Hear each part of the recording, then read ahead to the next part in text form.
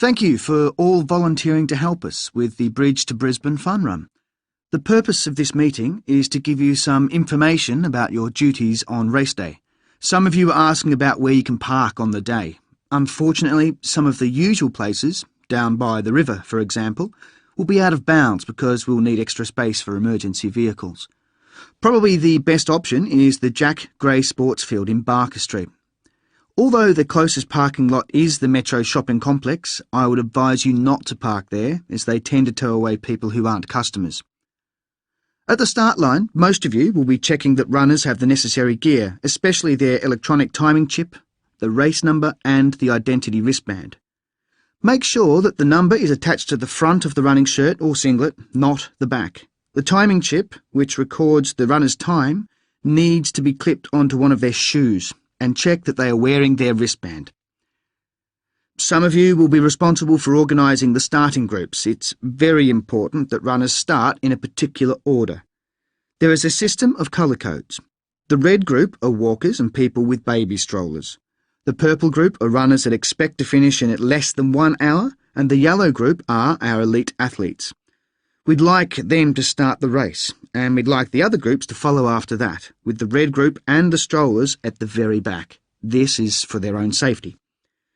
Now, we are still short on volunteers for the race day, so if you have any friends or family members who might be interested, please let us know. We're probably okay for people to help with the start, but we'll still desperately need volunteers along the race course to distribute water bottles to the runners. A few of you have offered to help with first aid, but the good people of St John's Ambulance have donated their services, so that won't be necessary. Now I'll show you the layout of the race village, which is where the race ends. Can you all see the map?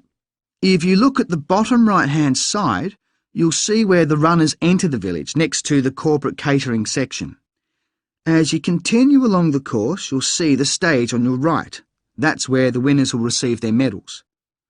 Now, can you all see the finish line near the centre? After they finish the race, the runners can take one of two paths, it doesn't matter which one, to get their finishers' T-shirts from the T-shirt stand at the end of those paths. Many of you will be stationed there at the end of the race. After they've finished, the runners will also want their belongings, and all bags are kept in the building on Bowen Road. It's quite close to the exit, in the top left-hand corner of your map. Now, some of you will have an important role, working in the information centre. That's the building in the centre of the map, not far from the finish line. It's just below it on your map. And one other thing, can you all please remind the runners to enter in the prize draw for the new car? The entry box is between the shade tents and the corporate catering buildings. Okay, let's see now. What else do I need to point out?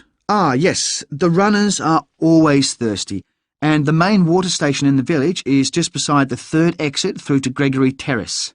Can you see it there to the left of the corporate catering area? So everyone, please direct the race finishers there to get their free bottled water.